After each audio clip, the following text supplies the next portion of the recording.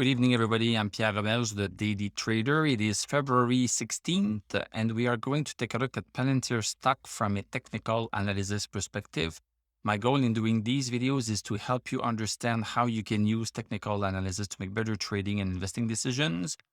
But I am not a financial advisor, so please do your own research and make your own decisions. So Palantir a little bit down today, so down 20 cents, 1.41%, closed at 13.97. Post-market, we are down 1 cent. So Palantir did not want to break 14.42. There was not enough buying pressure to break 14.42. Even though the volume is increasing, look at this, volume is steadily increasing. And we made a higher low than yesterday. We also made a higher high. And we have the earnings call coming tomorrow at 8 o'clock, 8 a.m. Let's go see the 1 hour chart. This is the first hour of the day. So opened lower than yesterday, went as high as 14.18, came back down. And then look at this big candle here, big green candle with not so much volume. So it means that the sellers are maybe disappearing a little bit. So with this volume, the stock went up quite dramatically and then got stopped again at 14.18 and then came back down a little bit. So this is a pullback that's a little bit over 50%. So maybe Fibonacci 61% kind of thing here. All of the indicators on the 1 hour chart are great. The number to check is $418 million. This is what Palantir has projected.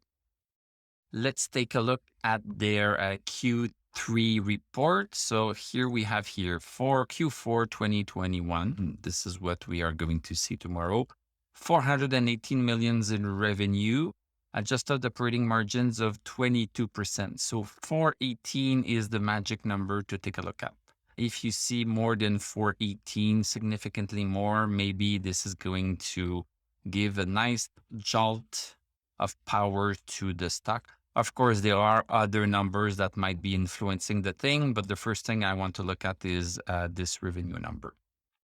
Let's go back to the daily chart. So on the daily chart, as I mentioned, support is holding quite well, going higher and higher. Stochastic dipped a little bit below 60. Okay, it's at 58. MACD crossed over bullish. RSI not yet over 50.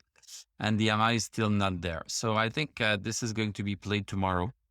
So tomorrow we are either going to gap up or we are going down. Nobody knows. Nobody knows. Let's hope that this company gets a little bit more recognition tomorrow than it has received in the past, at least in the stock market. That was a pretty big drop since the high on September 23rd. We dropped from almost 30 bucks to now 12 bucks. So that was a big drop for a company that's growing every single year. And so something's going to have to give eventually. Thank you very much for watching. Thank you for liking, commenting, subscribing. If you like what I do, you can become a YouTube member. You can click on my TradingView affiliate link. I'm going to wish you a great evening. We are going to talk tomorrow and I'm going to tell you à la prochaine.